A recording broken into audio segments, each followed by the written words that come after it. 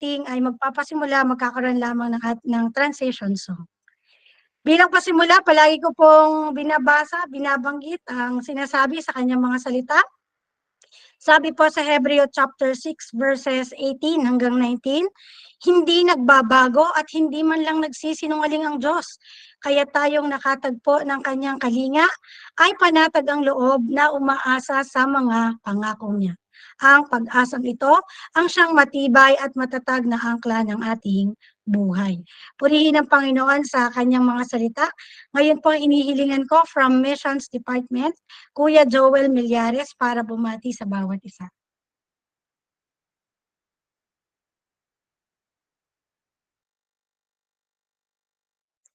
Kuya Magandang Joel. gabi po mga kapatid. Isang pagbati po mula sa pamunuan ng Rise to the Cornerstone Christian Connections. Isang magandang gabi po sa inyong lahat. At salamat po sa Panginoon sa pagpapatuloy ng ating gawain ito despite po ng ating mga kaabalahan. Lalo't lalo na po ay ngayon lamang po ata ay official campaign period na sa eleksyon pambarangay. Marami po rito ay nagkasabing sila ay makadiyos. Pero sa ating pong mag-aaral, paano po ba talaga malalaman yung tao at matupatunayan na ang isang tao ay makadiyos. Salamat po at nawa po ay mapagpala po tayo sa mensahe ngayong gabi. Maraming salamat Kuya Joel sa pagbati. Sa pagkakataong ito, nais ko pong ibahagi, ano nga po ba yung Hope Meeting? Bakit nga po ba tayo nagkakaroon ng ganitong gawain? Hope po stands for Household Opportunities, Presentation, and Experience. At ang C4 Hope Meeting po ay una, naglalayon na maibalita ang makapangyarihang pagkilos at mensahe ng Panginoon sa komunidad. Ikalawa, maibahagi ang galak na nadarama dahil po sa biyaya ng ating Panginoon. At ikatlo, layunin po nito na mahamon ang bawat isa na tumugon sa Panginoon at makibahagi sa buhay na may pagpapahalaga sa Kanya at sa Kanyang kalooban. Kahit sa bawat isa na naririto, wala po kaming ibang dalangin kundi ang mahamon kayo. Sa atin pong pagpapatuloy, tayo po ay umawit sa ating Panginoon. Kung alam po natin, sabayan po natin. Pag-isahin mo.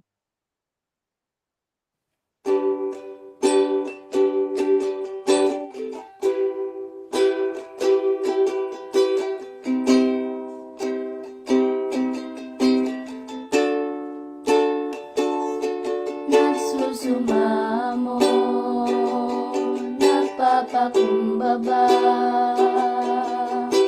Jesus, kami patawarin sa aming sala, sa pagkakabahabahagi, sa pagkakampi-kampi, sa kawalan ng pag-ibig sa isa't isa. Pag-isahin mo ang laman ng aming puso.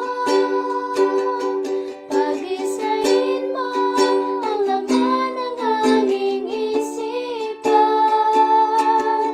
Bikisin ang iyong pag-ibig, bikisin ang iyong pagmamahal. Jesus, maghari ka sa aming buhay. Nagsusumamo, nagpapakumbaba. Jesus, kami patawarin sa aming sala, sa pagkakabahabahagi, sa pagkakampi-kampi, sa kawalan ng pag-ibig sa isa't isa. Pag-isahin mo ang laman ng aming puso. Pag-isahin mo ang laman ng aming isipan. Bikisin ang iyong pag-ibig, bikisin ang iyong pagmamahal. Jesus, maghari ka sa aming buhay. Pag-isahin mo ang laman ng aming puso. Pag-isahin mo ang laman ng aming isipan. Bikisin ang iyong pag-ibig,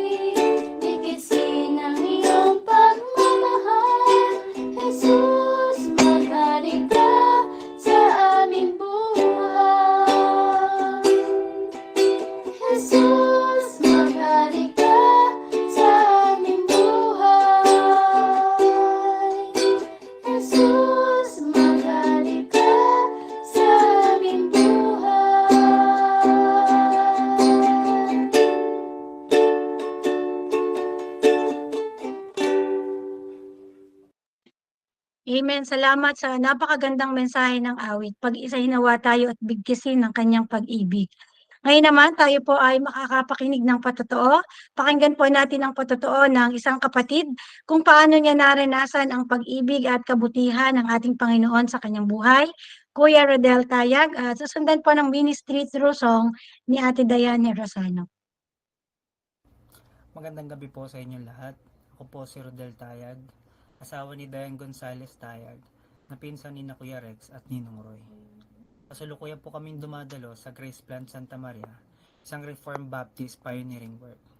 Po ay lumaki sa isang tahanan at eskwelahan na nagtuturo ng ibang pananampalataya. Maraming mga maling bagay ang nagawa noon at naging alipin ng mundo. Ngunit sa biyaya ng Panginoon, simula po nung tunay po ako nakakilala sa Kanya, isinuko ko po ang aking sarili at mapagkumbabang tinanggap si Jesus bilang aking Panginoon at tagapagligtas. Sa kabila po ng lahat ng mga nagawa ko, hindi po ako pinabayaan ng Panginoon. Salamat po sa Kanyang awa at habag sa akin. Ramdam na ramdam ko po ang Kanyang paggabay at pag-iingat. Nung ako po ay nasa Saudi, sa kabila ng pandemic at hirap ng sitwasyon namin magkakatrabaho, inuwi niya po ako ng ligtas at maayos dito sa Pilipinas. Ngunit ngayong gabi, nais ko pong ibahagi sa inyo ang kasalukuyang pinagdaraanan naming mag-asawa. Nasa kolehiyo pa lang po ako ay nagnanais na ang aking mama na makasama ko sa France. Ngunit denied po ang una kong application. Nang maikasal po kami ni Dayan, muli niyang binanggit ang desire na iyon at nagsimula na rin po kaming manalangin tungkol dito. Sa tuwing nag-uusap kami ni Mama, binabahagian ko po siya ng salita ng Diyos. Ngunit dahil iba ang kanyang nakagisnang pananampalataya, madalas nasabihan niya ako ng di magagandang bagay. Ngunit patuloy pa rin kami sa pananalangin kung ano pong plano ng Panginoon sa aming buhay. Kung dadalhin po ba niya kami sa France to minister kila Mama o mananatili sa Pilipinas. Kung kalooban po niyang mapunta kami sa France, naway gumamit siya ng mga tao na tutulong sa amin dahil financially ay napakalaki po talaga ng gagastusin. Lumipas ang mga buwan at maraming mga bagay ang nangyari. Settled na kami na mananatili dito sa Pilipinas. Sa biyaya ng Diyos, nakapasa po ako sa civil service exam at plano ng lumipat sa gobyerno. Hanggang isang araw, pinahiram kami ni Lolo ng pang-process ng aking papers. Kaya napagpasya naming mauuna na muna ako at susunod na lamang po si Dayan sa kadahilan ng limited lang ang budget at kailangan na akong pumunta roon dahil naoperahan si Mama sa ovary at nasay naman sa Nigeria ang aking stepfather. Tinanggap na naming mag-asawa na kami ay muli na namang magkakahiwalay. Ngunit bigla nagkaloob ang Panginoon ng additional budget para sabay na maproseso ang aming papers. Magkahalong takot, saya, lungkot, pagkalito at pagdududa ang naramdaman namin dahil hindi naman ito ang pinaplano namin. Ayaw ni Dayan na iwan ang kanyang pamilya at talikuran ang 10 taon na pagtatrabaho niya sa gobyerno. Nagpa siya kaming humingi ng counseling kay Kuya Rex. Mga insan, kayo ay isang laman. Kaya nga, ang pinagtuwang ng Diyos ay huwag paghiwalay ng sino man tao. Yan ang kanyang payo upang bilang mag-asawa ay makapagdesisyon kami. Dagdag pa niya, minsan gusto ng Panginoon na isuko natin ang mga bagay sa mundo para sumunod sa kanyang kagustuhan at mga plano. Kinabukasan, dumalo ang pastor nila nanay at tatay. Naibahagi namin ang aming pinagdaraanan dahil nagtanong siya kung meron ba kaming prayer request. Madalas, ang dami nating mga plano sa buhay. Hindi na makasingit ang Panginoon sa mga plano niya para sa atin. Kaya gagawa siya ng paraan para bitawan natin ang lahat ng ating ginagawa at sumunod sa kanyang kagustuhan, ani pastor. Bilang bahagi ng pagsamba sa aming church plant, naatasan akong magbasa ng Genesis chapter 22. Ito po ay patungkol sa pagsunod ni Abraham sa utos ng Diyos na ialay ang anak niyang si Isaac. Walang pagdududa at walang alinlangan na sumunod si Abraham sa Panginoon. Pinakita ni Abraham ang kanyang pagtitiwala sa Panginoon Diyos at ito ay nangusap sa aming mag-asawa. Gusto niya na isuko ko ang lahat ng aking mga plano sa aming buhay. Isuko ni Dayan ang kanyang trabaho at sumunod sa kanya. Kaya kagaya ng ginawa ni Abraham, Walang pag-aalinlangan po naming isinuko ang lahat ng pinangahawakan namin dito sa mundo. Nagdesisyon po kami na mag-resign na sa aming mga trabaho. Kahit na ang dami nagsasabi na hintayin muna namin ang resulta ng visa application para sigurado. Hindi po madaling talikuran ng lahat ng mayroon kami dito sa Pilipinas. Ito po ang aming comfort zone. Ngunit kung ang kalooban ng Panginoon na dalhin kami sa unfamiliar places, magtitiwala po kami sa Kanya ng buong puso. Noong October 2 po ang aming schedule for appearance. After 2 weeks po lalabas ang resulta ng aming visa application. May takot at kaba sa puso namin, pero mas nangingibabaw na ang lubos na pagtitiwala namin sa mga pangako at plano ng Panginoon Diyos. Dama ang comfort at peace kahit hindi namin alam kung anong mangyari. God is faithful, He is sovereign, alam na niya ang wakas nito. Kahit na hindi kami pamilyar sa prosesong pagdaraanan namin, kahit na walang kasiguraduhan, kahit hindi namin alam yung hirap at pagsubok na posibleng maranasan namin habang kami ay nasa daan na iyon. Ang tanging pinangahawakan lamang po namin ang kanyang mga pangako.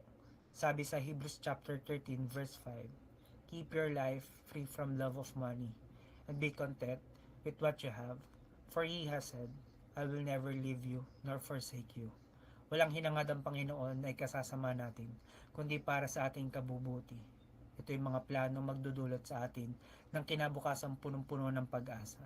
Ang kailangan lang nating gawin ay makinig, sumunod sa Kanya, at isuko ang ating buong puso at isip.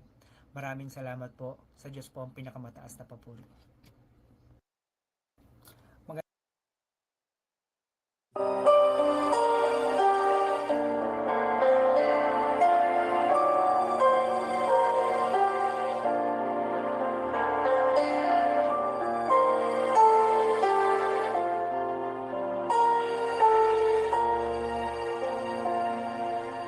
When my way seems dark and drear, and a future I don't know, my heart feels so empty as the tears unending flow.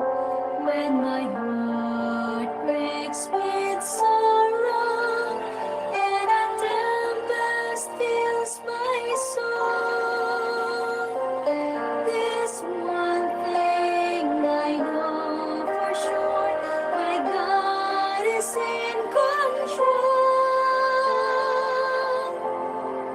His way is perfect. His way is perfect. Though I don't understand His wise and loving plan, His way is perfect. His way is perfect. Take my life and make a vessel purified. God makes no mistakes. His way is best.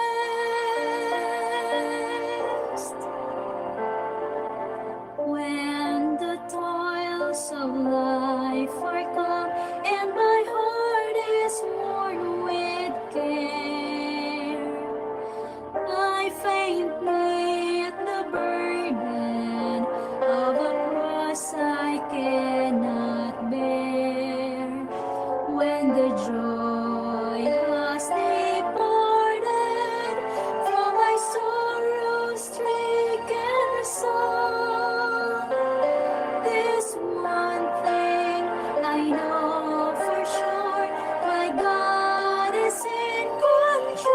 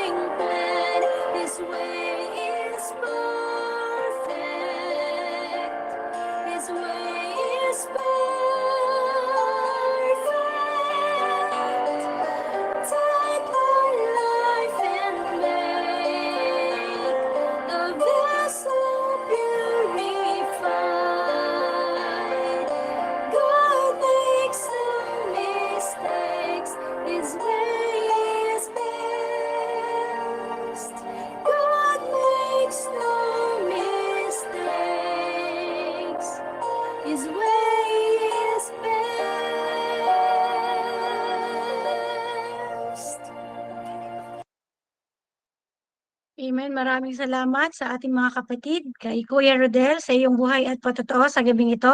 Tunay na nakakahamon at maging sa mensahe ng awit at sa magandang pagkakaawit na inihandog ni Ate Dayan. His way is perfect. Ano po, purihin ang Panginoon sa inyong mga buhay. Ngayon po, ihanda natin ang ating puso at isip sa pakikinig ng mensahe sa gabing ito. Ihahatid ng inyong lingkod, Brother Rex Mendoza. Ang kapamaraanan at daan ng ating Panginoon ay daan na mabuti, matuwid, perpekto.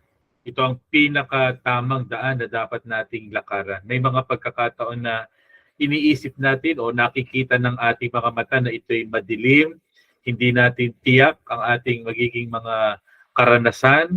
Meron tayong nakikitang panghihina sa ating mga sarili, meron tayong mga lungkot. Ang kailangan lamang natin gawin ay pagtiwalaan ng nag-iisang Diyos na buhay.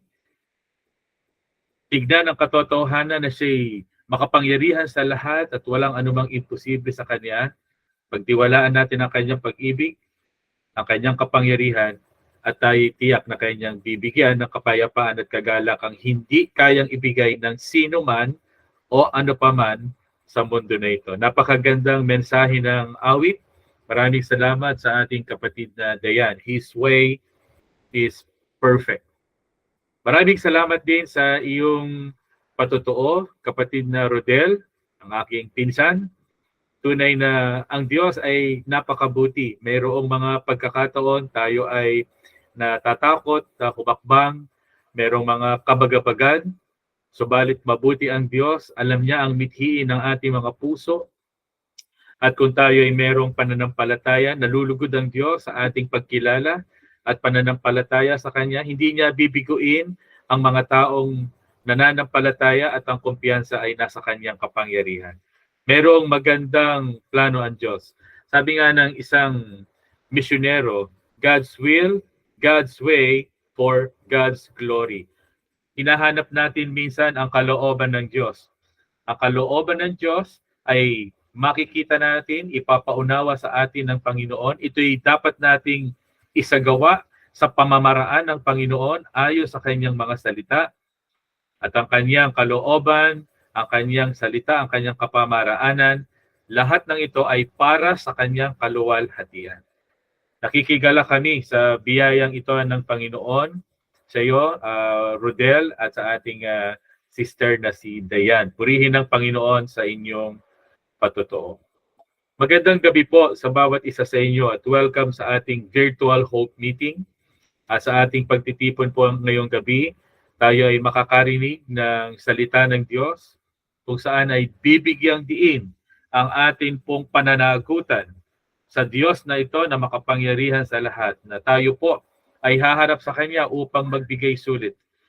At ganoon din naman, habang tayo ay nasa pansamantalang mundo na ito, ano ang ating dapat na gawin? Pero bago po natin marinig ang kapahayagan ng salita ng Diyos, tulad ng ating palaging ginagawa, tayo po ay sandaling manalangin at ipapanalangin po natin ang ilang mga concerns, particularly ang nangyayari pong giyera o digmaan ngayon sa pagitan ng Israel at ng mga terorista sa Hamas. Tayo po ay sandaling manalangin. Aming Amang Diyos, kayo po ay Diyos na mabuti sa lahat. Kayo po ay makapangyarihan, wala po kayong katulad. Marapat lamang na kami po ay kumilala sa iyo at magpasakop sa inyo, Panginoon. Ang inyong dakilang kapangyarihan, Panginoon, ay aming kilalanin sa buhay namin at sa buhay po ng aming buong sambahayan. Kami ay nagpapasalamat, Panginoon, na kayo ang nagbibigay sa amin ng lahat ng aming pangangailangan, hindi po kayo nagkukulang. Kayo po ang nagbibigay ng tunay, Panginoon, na kahulugan sa aming buhay na ito. Maraming salamat po sa lahat ng inyong pagpapala. Sa gabing ito, kami po ay dumudulog sa iyo para sa amin pong mga kasamahan, mga kapatid sa pananampalataya, mga kaanib ng amin pong sambahayan na meron pong karamdaman. Ito man po ay simpleng karamdaman tulad ng ubo, sipon, lagnat, o ito man, Panginoon, ay mga mabibigat na mga karamdaman na kinakailangang maospital. Panginoon, hindi po lingid sa inyo. Kami dumadalangin para sa bawat kapatid namin at mahal sa buhay. Hiling namin na inyo pong idampi ang inyong mapagpagaling at makapangyarihang kamay sa bawat isa sa kanila. Salamat po sa katotohanan na kayo ang aming Ama sa Langit na hindi po nagpapabaya. Kinakatagpo po ninyo ang amin pong pangangailangan. Hindi lamang po ang mayroong mga pisikal na karamdaman, kundi lalo't higit, yun pong mayroong mga suliraning espiritual. Panginoon, dinadalangin namin ang mga alipin ng pagkakasala, ang mga naguguluhan, ang mga mayroong sugatang isip at damdamin, yung pong mayroong mga kaalitan, ito may sa tahanan o sa komunidad, Panginoon. Kami humihingi, Panginoon, ng paghilom sa mga sugat na ito. Hiling naming maranasan ang iyong pag-ibig, ang iyong pagpapatawad. Hihiling po kami ng kaliwanagan ng isip at damdamin. Panginoon, turuan po ninyo kami mula sa inyong mga salita na gawin kung ano ang tama para sa ikapapayapa at ikapapanuto ng aming isip at puso. Panginoon, ngayon din pong gabi kami dumadalangin para sa nagaganap na digmaan sa pagitan po ng Israel at ng Hamas. Panginoon, ito pong pangyayari dahil sa mga kasinungalingan, dahil po sa kayabangan, dahil po sa pagmamataas, at dahil sa hindi magandang mga motibasyon ay meron pong ganitong mga digmaan. Ito rin nagpapakita ng kawalang pagkatakot sa inyo. Panginoon, kami humihiling ng kapayapaan. Dalangin namin na maresolba, Panginoon, ang suliranin na ito. At kami po ay dumadalangin para sa lahat po ng ngayon ay nahihirapan sa kanilang sitwasyon. Ang mayroon pong mga namatayan na mahal sa buhay, mayroon pong napinsala na mga pangangatawan at nasa mga ospital, mga nangangailangan ng pagkain, matitirhan dahil sa wasak-wasak na mga gusali at mga tahanan. Panginoon, sa mga nagugulumihanan sa isip at sa damdamin, Panginoon, nawa ito'y maging isang pagkakataon na sila ay magpakumbaba, kubilala at tumawag sa inyo ang kayong makagagawa ng higit sa aming kayang hilingin at isipin. Dalangin namin magpakahayag po kayo sa bawat isa sa kanila. Ngayong gabi, Panginoon, sa amin pong pagdulog upang mag-aral, dalangin po namin papagkaisahin po ninyo ang aming isip at puso sa ilalim ng inyong katotohanan at ng inyo pong dakilang kalooban na kami po ay sama-samang matuto at sama-samang magdesisyon na kayo po, Panginoon, ay luwalhatiin at paglingkurang mayroong katapatan. Hiling namin ang karunungan at pagkaloob po niyo sa amin sa aming pag-aaral na ito, aming Amang Diyos. Samahan niyo po kami, maging ako po na inyong lingkod na mangunguna. Ito po ang aming dalangin sa pangalan ng aming Panginoong Jesus. Amen.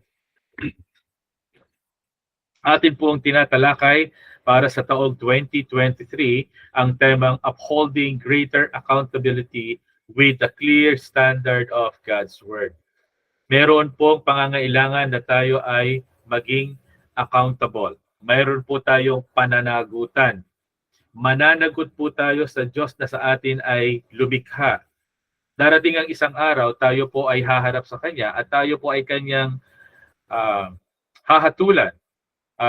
Tayo po ay Kanya pong titignan kung ano at kung papaano natin isinagawa ang mabuhay dito po sa pansamantalang mundo na atin pong kinalalagyan.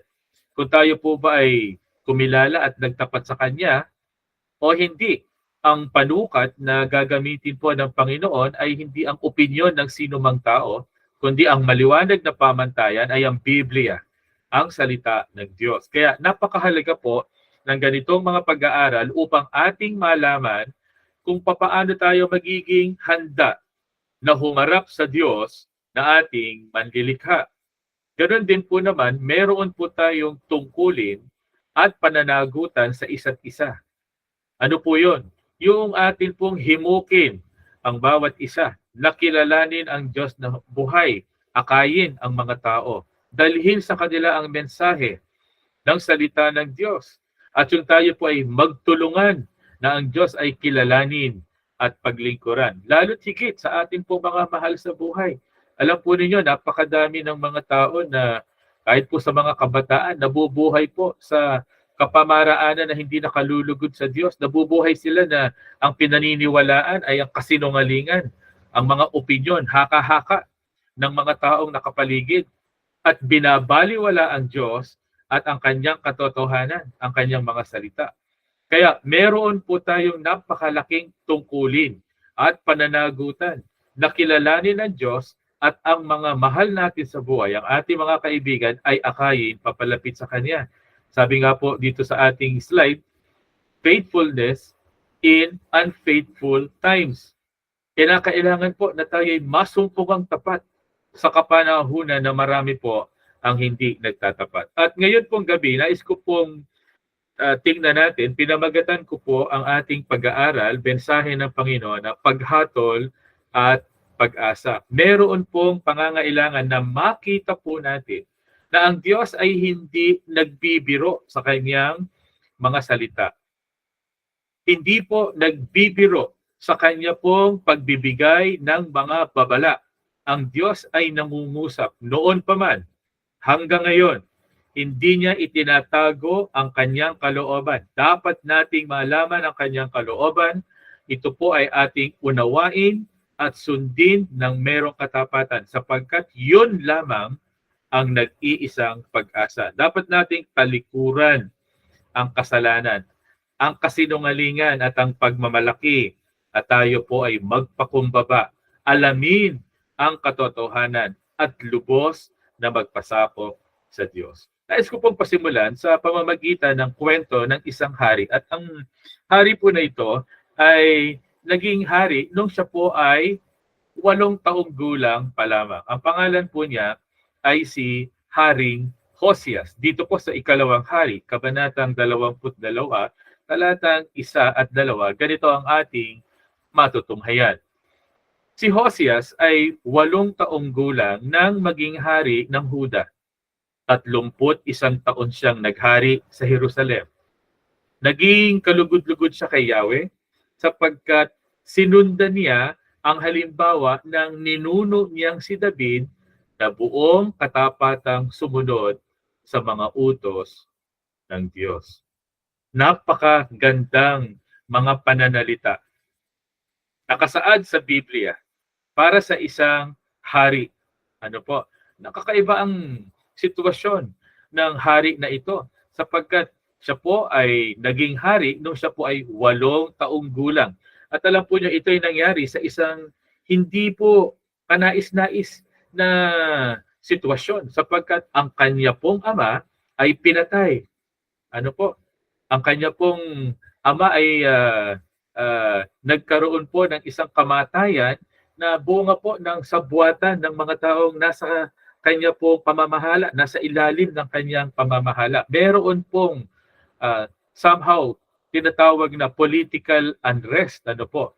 At ito po ay nangyari din sa isang panahon na ang mga tao po ay malayo sa Diyos. Sumasamba sila sa mga Diyos-Diyosan, namumuhay sila sa kasalanan. Ang Diyos na tapat simula pa noon ay kanilang kinalimutan at ang nasusunod sa kanilang pamumuhay ay ang kanilang sarili. Kaya nga po tila hindi naging mahirap para sa kanila na maglagay ng isang batang hari dahil ang nasa isip nila, bata pa naman, hindi pa magaanong marunong, masusunod nila yung kanilang gusto habang ang hari ay isa pang batang busmos. At ito po ay nagpatuloy, next slide, ano po, na ang bansang Huda ay nagpatuloy sa kanila pong kasalanan ng pagtalikod sa Diyos. Sila ay sumasamba sa Diyos-Diyosan, gumagawa po sila ng mga kasalanan na karumal-dumal sa mata ng Panginoon. At lahat po ng ito ay hindi lingid sa Diyos. At ang Diyos ay gumagawa sa pamamagitan ng hari na ito na si Hosias. Kaya nung si Hosias ay medyo mayroon na pong gulang, siya po ay nagbigay ng utos sa kanya pong punong lingkod. Inutusan po niya upang pumunta po sa templo at tignan ang ipinapagawa po na mga pagawain kung kulang pa sa mga pananalapi at kung ano pa ang dapat na magawa. Kaya pumunta itong si Shaphan doon po sa punong saserdote. Next slide. At sa pagpunta po yun doon, nakita niya at nakumusta niya ang kalalagayan ng ipinapagawang templo. Pero mayroong isang napakahalagang pangyayari. Sinabi po ng punong saserdote na habang sila po ay aayos doon sa templo, nakita po nila ang sipi ng kautusan. Nakita po nila ang salita ng Diyos na sa maraming taon ay napabayaan at hindi po binabasa, hindi ipinapahayag at hindi alam kung kaya hindi sinusunod ng mga tao. Sabi po nila, nakita namin ang mga balumbon na ito na naglalaman ng kautusan. At alam po niyo kung anong ginawa ng punong lingkod. Siya po ay bumalik sa hari at ito po ay binasa sa harap ng hari. At nang marinig po ito ni Hosias, nabagbag ang kanyang damdamin, siya ay tumayo at pinunit po niya ang kanyang damit.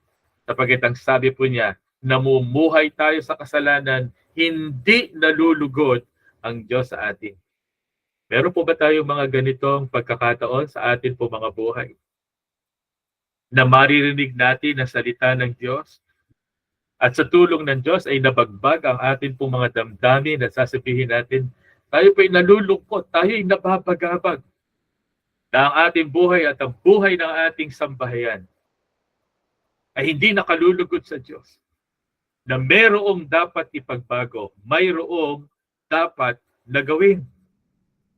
Alam po niyo, tumayo itong si Hosias, pinunit niya yung kanyang damit at nagpasugo po siya. Alamin natin ano ang ipinasasabi ng Diyos mula sa kanyang mga salita na ito. At nung panahon na yon ay mayroon po isang babae na propeta, si Hulda, at nagpasugo. Next slide. Nagpasugo, ito pong si Haring Hosias ng kanyang pinakamalapit na mga tauhan, ang punong pari, ang kanyang punong lingkod at ang anak ng kanyang punong lingkod. At tinatanong, ano ang ibig sabihin ng mga pananalita na ito na nakasulat sa kautusan? At sinabi po nitong si Hulda na isang propetisa, ibibigay ng Diyos ang kanyang paghatol sa bansang ito dahil sa kanilang pagtalikod at dahil sa kanilang pagsuway. Aanihin nila ang bunga ng kanilang kasalanan. At dahil po doon, nagpasya si Haring Hosias. Ipabatid sa lahat ang salita ng Diyos. Sabihin, basahin ang salita ng Diyos sa lahat at isagawa ang pagpapakumbaba, ang pagsisisi at ang pagsasagawa ng gusto ng Diyos at itigil ang ginagawang kasalanan. Kaya nagkaroon po ng pagsisisi at nagkaroon ng pagre-reforma.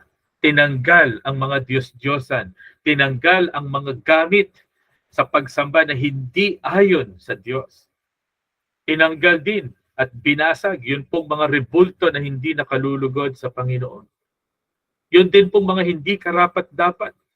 Yun pong mga tumatayo bilang mga saserdote at pari na hindi karapat-dapat ay inalis at hinuli at ibinagsak ang mga dambana. Ibinalik. Next slide.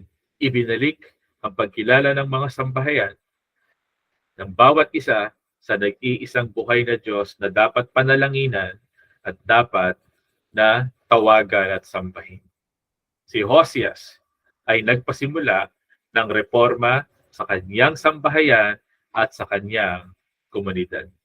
Kinilala niya ang salita ng Diyos, inunawa niya ang salita ng Diyos, sinunod niya ang salita ng Diyos at itinuro niya ang salita ng Diyos sa kanyang nasasakupang kaharian.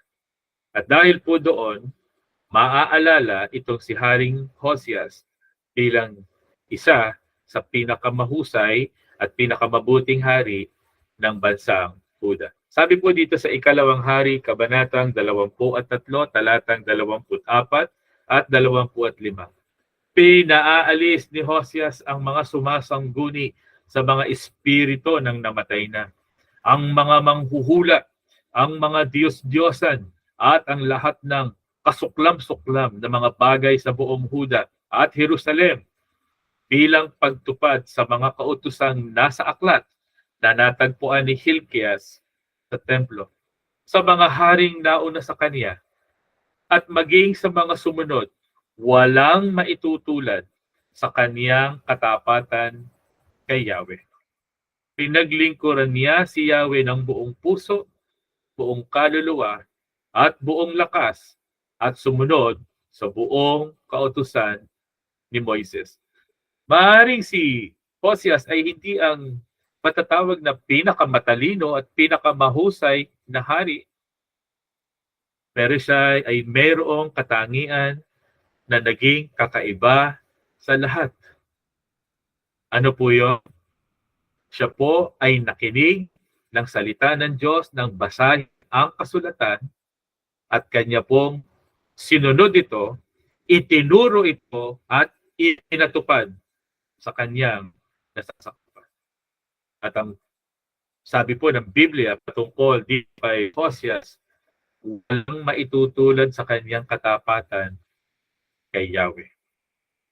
Wala po nagsabing madali ang kanyang ginawa, mahirap, pero Hosias ay nagdikilugod sa Diyos at siya po ay naging pagpapala sa kanyang sambahayan at siya ay naging pagpapala sa kanyang kahariang pinapangunahan. Alam po niyo, ang pangunguna po ni Haring Hosias ay tinakitaan ng panahon ng kapayapaan. Kanya nga lamang pagkatapos po na mamatay itong si Hosias, dahil pa din sa kasalanan at pagpapatuloy ng mga taong ito na bumalik muli sa kasalanan, ibinigay ng Diyos ang kanyang paghatol. Ang maghatol ang ating Panginoon. Ipinasakop niya ang bansang Huda sa imperyo ng mga tinatawag na Babylonians. Sa pagkakataong ito, may ginamit habang dumadating ang paghatol ng Diyos dito po sa Huda. Isang propeta ang nagpahayag at ito po ay si Propeta Zephanias. Si Propeta Zephanias ay isa po sa tinatawag na minor prophets. Para sa mga estudyante sa Book 2, alam natin na si Propeta Zephanias ay isang pre-exilic prophet. Si Zephanias ay nagpahayag ng patungkol sa sasapitin na kaparusahan ng bansang Huda dahil sa kanilang pagtalikod at pagkakasala kay Yahweh. Pero alam po niyo, kung napakaganda sa pagpapahayag ni Zephanias, oo, nakakatakot. Oo, ito'y nakalulungkot sapagkat ito'y tumutukoy sa paghatol. Pero gayon pa man, matapos ibigay ang babala at ang mangyayaring propesiya ng paghatol, meron namang mensahe ng pag-asa. Pag tinignan po natin, next slide, ang aklat ng Zephaniah, paulit-ulit po dyan yung sinasabing the day of the Lord. Ngayon po kasi, pag nadidinig natin yung day of the Lord, iniisip natin yung pagbabalik ng ating Panginoon. Meron pa mga nagtatanong, yun bang nangyayari sa Israel at saka sa mga Hamas, doon sa Gaza, ito ba ay mga senyales na ng mga huling araw? Ang amin pong mungkahi, makipag-aral po kayo sa amin every Tuesday. Meron pong nagiging pag-aaral patungkol sa understanding the book of Revelation. Pero nais natin tingnan ngayong gabi, yun pong tinatawag na Day of the Lord. Kapag ito po ay ating naririnig, hindi lamang po ito tumutukoy sa mga dadating na mga huling araw, kundi every time that this phrase is mentioned, araw ng Panginoon, Day of the Lord. Ito po ay tumatalakay sa ibibigay na paghatol ng Diyos sa mga object o recipient ng kanyang galit. Halimbawa, meron siyang galit sa isang bansa, halimbawa sa Ehipto, sa Tiro, sa Babylonia. Sabi niya, hintayin ninyo, pinapayagan lang kayo ng Diyos na gawin ninyo yung mga kabuktutan at kasalanan, pero darating ang isang araw, the day of the Lord, dadalhin niya ang kanyang puot, ang kanyang galit at kayo ay kanyang huhukuman. At ito pong aklat ng Zephaniah ay hindi po naiiba. Tumatalakay po ito sa Day of the Lord. Mamaya makikita natin kung para kanino. Pero dito po ay merong mga pananalita na ginamit patungkol sa mensaheng laman ng aklat ng Zephaniah. Yung una po, yung wrath versus rejoicing. Opo, merong puot na pinapahayag, pero yun pong paghatol ng Diyos ay mayroon din pong bunga na kagalakan. Yes, mayroong paghatol, judgment, pero may kasamang blessings o pagpapala. Ang mensahe din po ay nakakatakot. It is a message of terror. Terror para sa kaaway ng Diyos, pero ito po naman ay merong mensahe ng hope o pag-asa para sa mga nananampalataya at kumikilala sa Diyos. Ang tanong, alin po sa bahaging ito ng mga pananalita ang para sa inyo o para sa akin? Yung nararanasan natin, kapag ba binabanggit ang Day of the Lord, yung paghuhukom at paghatol ng Diyos, ito ba'y nagdadala sa atin ng takot o ito'y nagdadala sa atin ng kagalakan? Ang tatamasahin ba natin ay ang paghatol at ang puot ng Diyos? O pag pinag-uusapan ng Day of the Lord, alam natin na ang ating kakamtin ay ang pagpapala na ating iniintay? Ito ba'y mensaheng nakakatakot o ito ba'y mensahe ng pag-asa? Tingnan natin yung buod ng mensahe ng aklat ng Zephaniah. Una po, ito po ay mensahe ng paghatol sa bansang Huda na kanya pong pinili. Ito pong bansang ito nagmula kay Abraham. Mula sa isang tao na tinawag. Hindi naghahanap si Abraham sa tunay na Diyos. Pero tinawag siya ng Diyos. Sabi ng Panginoon kay Abraham, iwanan mo yung iyong ama at ang mga Diyos-Diyosan ng iyong mga ama. Ako ang kilalanin mong Diyos. Pagpapalain kita. Umalis ka dyan, pumunta ka sa lugar na hindi mo alam, pero lugar na pagdadalhan ko sa iyo. At si Abraham ay naniwala sa salita ng Diyos. Pinanghawakan niya ang salita ng Diyos. Kaya mula sa pagiging isang tao, naging pamilya, hindi pa nga siya kaagad nagkaroon ng anak, pero lumaki ang kanyang sambahayan, nagkaroon siya ng mga apo, mga kaapu-apuhan, at ang kanyang mga kaapu-apuhan ay naging isang malaking bansa. At ang bansa po na ito at tinatawag na Israel o nahati po sa dalawa, naging isang Israel at Huda, at ito po ay bayan ng Diyos. Bayang nakatalaga sa Diyos. Pero alam po ninyo, ito ay bayang taksil. Hindi na natili sa kanyang tipan. Hindi na natili sa kanyang kasunduan sa Diyos. Ang Diyos ay tapat sa tipan. Pero ang kanyang bayan na pinili ay taksil sa tipan. At ito po, hindi panghihinayangan ng Diyos na parusahan ang mga taksil sa kasunduan. Kaya po, inihayag ng aklat ng Zephaniah ang paghatol sa bansang Huda. Sabi po dito sa Zephaniah, kabanatang 1, wawasakin ko ang lahat ng bagay sa balat ng lupa. Sabi ni Yahweh, pupuksain ko ang lahat ng tao at hayop. Papatayin ko ang mga ibon sa himpapawid at ang mga isda sa dagat. Ibabagsak ko ang masasama. Lilipulin ko ang sangkatauhan sa balat ng lupa. Sabi ni Yahweh, paparusahan ko ang lahat ng mamamayan ng Huda at ng Jerusalem.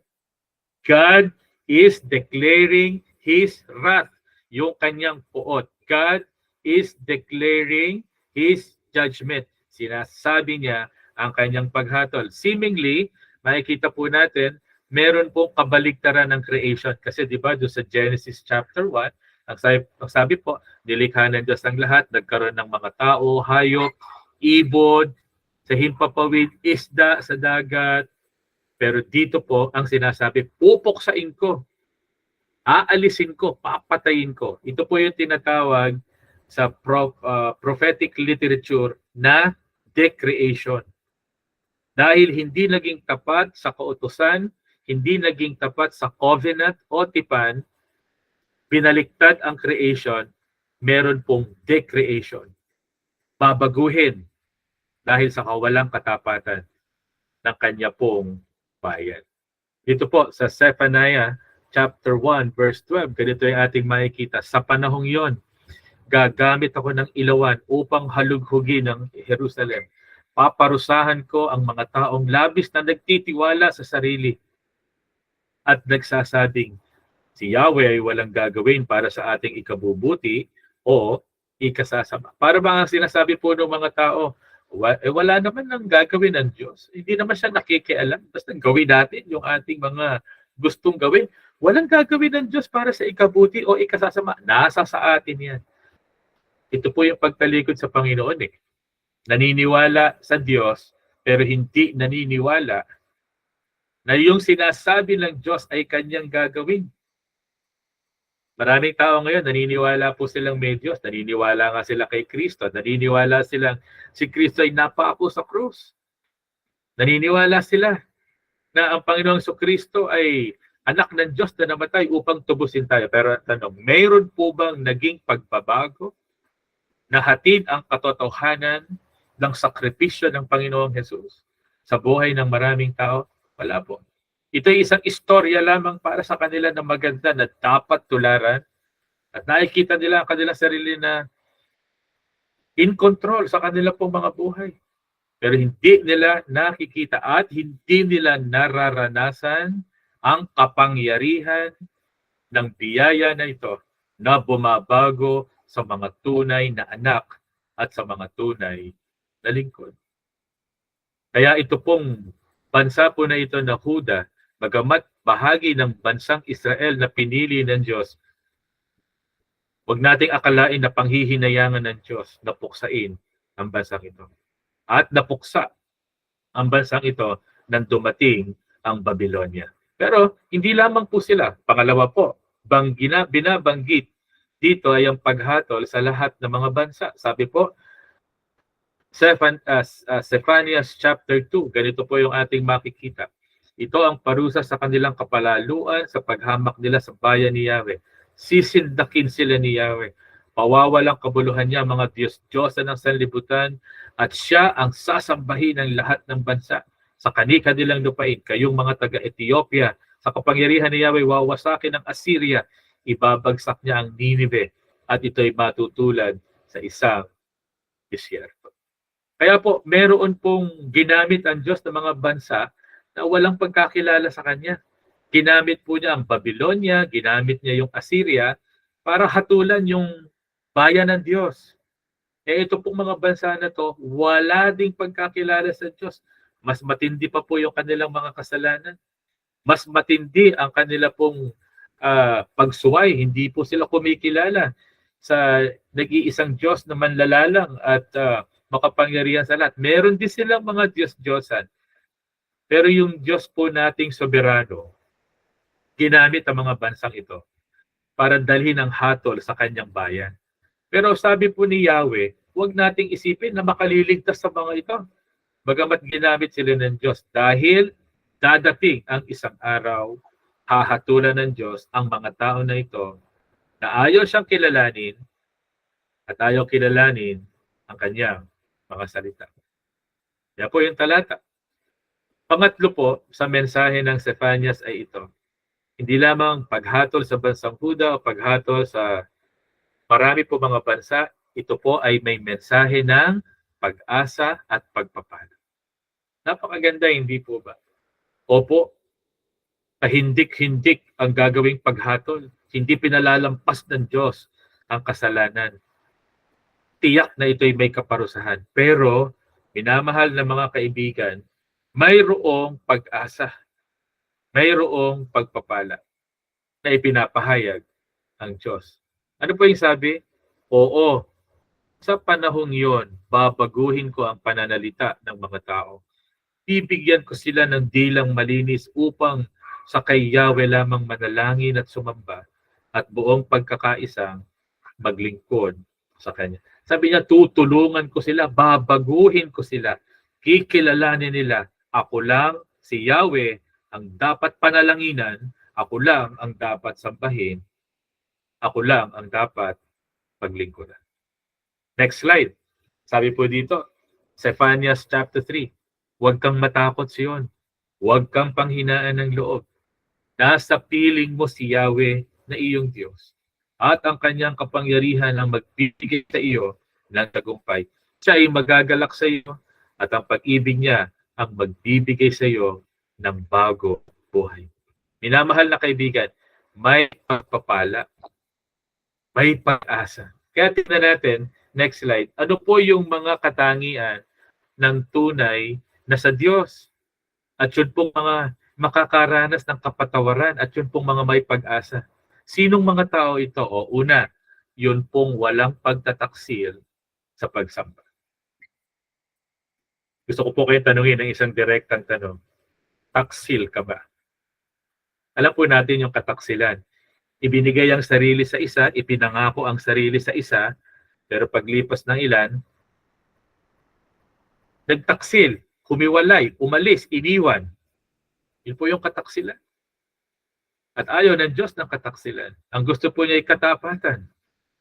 Kaya sabi po dito, sino po ang may tunay na sa Diyos? May kapatawaran at pag-asa? Silang hindi taksil sa pagsamba. Kabilang dito ang mga umaakyat sa kanilang bubungan upang sumamba sa araw, sumamba sa buwan, at sumamba sa mga bituin.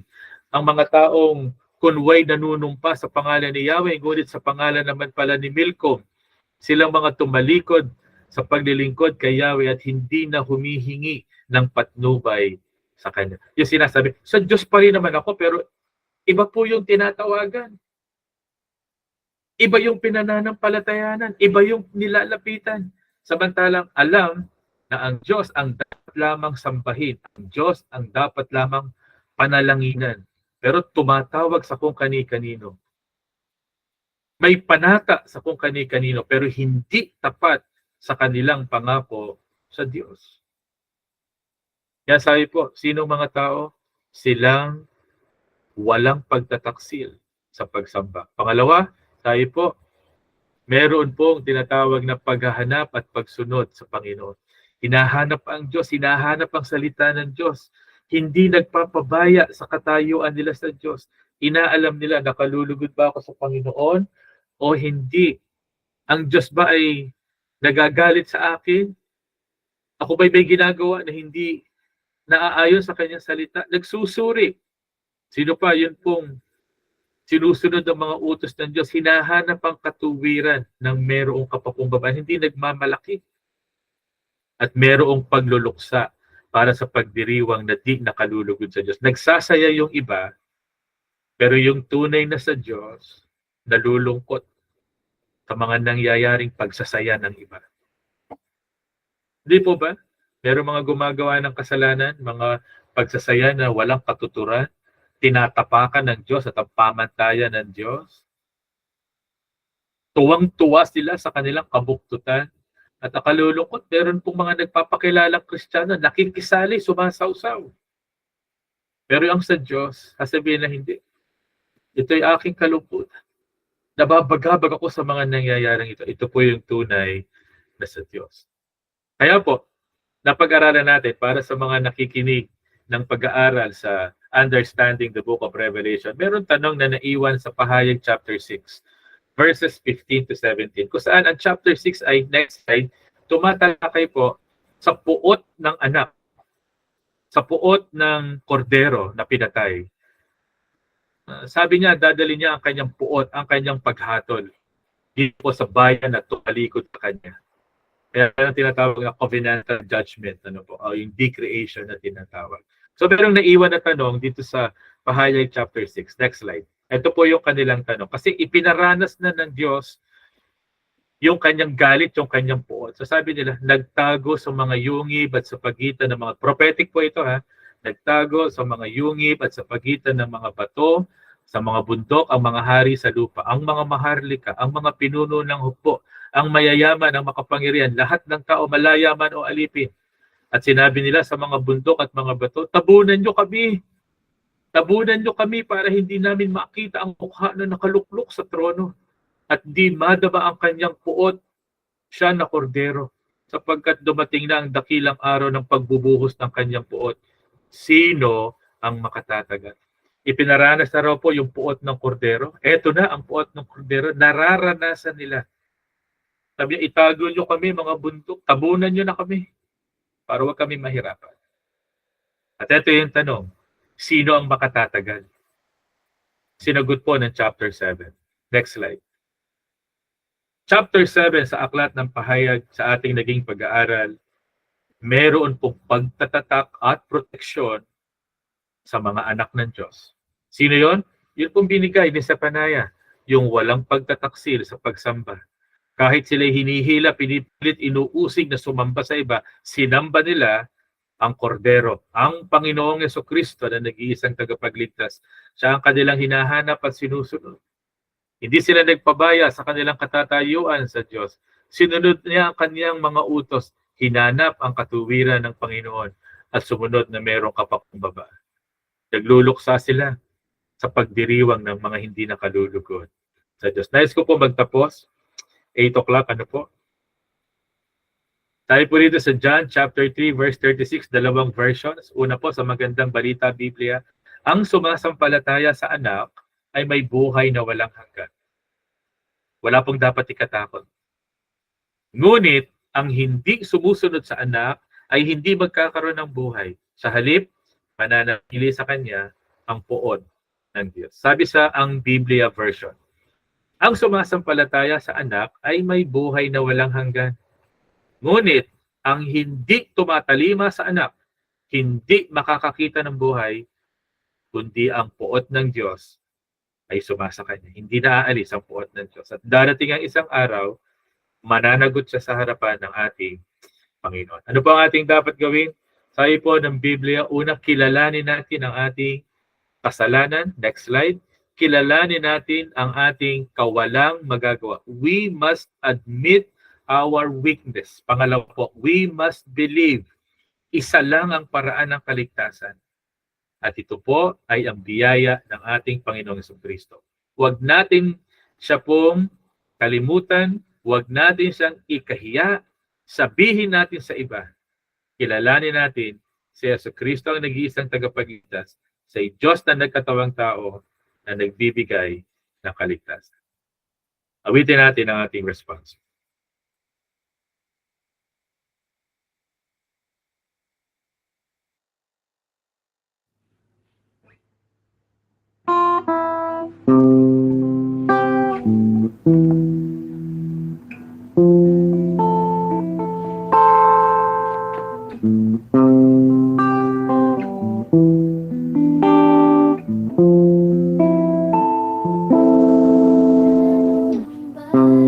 Balik sa iyong pagligaw, dinadalangin ang iyong pagtanggap, hinahanap ang iyong katuwiran, niyayakap ang iyong kalooban. Maghari ka,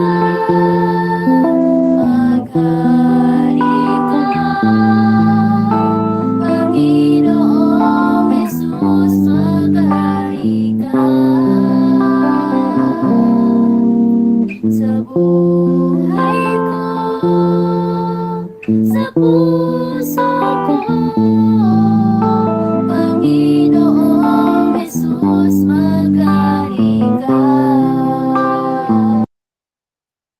Tayo po'y manalangin. Nagpapakumbaba kami o aming dakilang Ama ng manlilikha. Alam namin ang aming mga pagsalansang, ang aming mga kasalanan.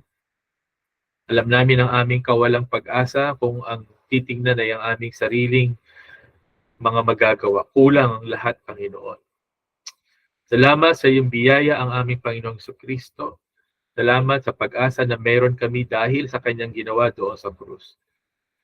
Tulungan po ninyo, Panginoon, kahabagan po ninyo ang bawat isang kabahagi sa pag-aaral na ito ngayong gabi, na tunay na magpakumbaba, kilalanin ng Panginoong Hesus bilang nag-iisang daan ng kaligtasan, bigyan po ng kalinisan at tunay na kapatawaran mula sa aming mga kasalanan, magkaroon ng buhay na walang hanggan dahil po sa aming Panginoong Jesus. Ito po ang aming pinakahihiling sa iyo, Ama, sa pangalan ng aming Panginoong Jesus. Amen. Magandang gabi po sa bawat isa. Amen. Salamat, Brother Rex, sa kapahayagan ng kanyang mga salita. Tunay po na napakalinaw at nakakahamon. Kaya wala kami ibang dalangin, kundi kayo ay nahamon at masumpungan na nagtatapat.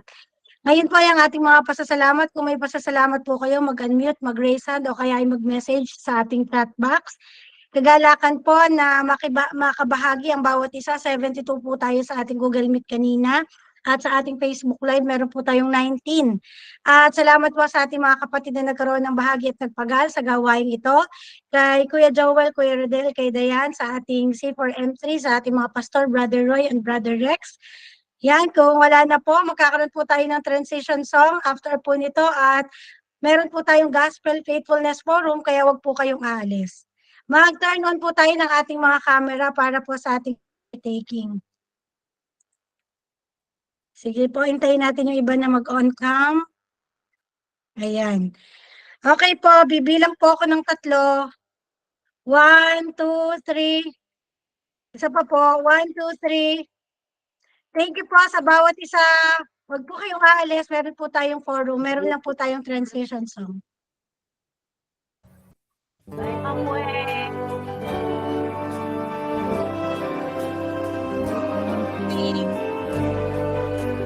Thank you po sa message, Pastor.